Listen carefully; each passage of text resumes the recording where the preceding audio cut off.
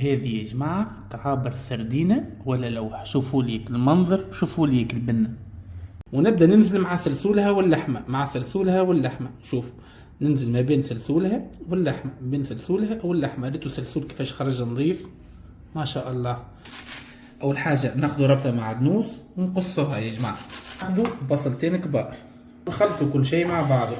توا يا جماعة نقصوا السردينة اللي نحينا لها سلسولها.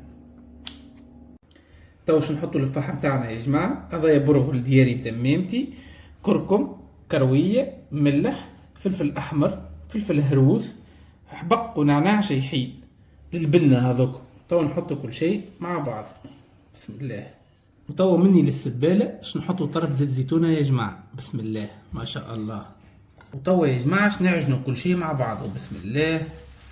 لازمها ترطاب على خاطر بعد كيش نقليوها ما لازمها كل شيء ارطب، كونش ماشي باش تكعبر لنا بالباهي.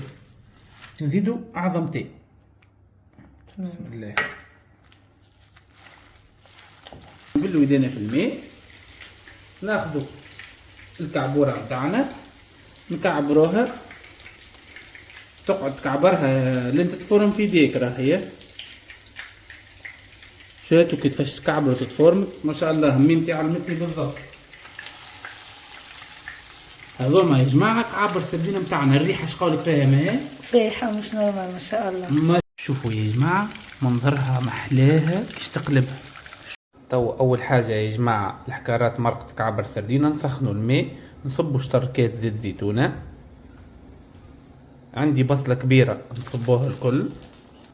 3 كعبات طماطم فرشكه مكسيناهم مع بعضهم.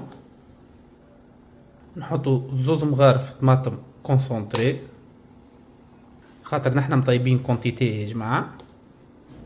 وقرين فلفل شايح للي يحب.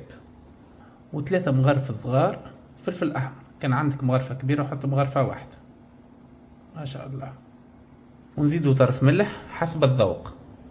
نخلطوا كل شيء مع بعضه يا جماعه. هذه تتسمى طيبنا على الطريقه التقليديه، كل شيء يتخلط مع بعضه من غير ما نقليه ما شاء الله. تو بعد ما خدت المرقه متاعنا غلوه متاعها نرميو كعبات الكعابر بعد ما نقبناهم بالكردون ما شاء الله.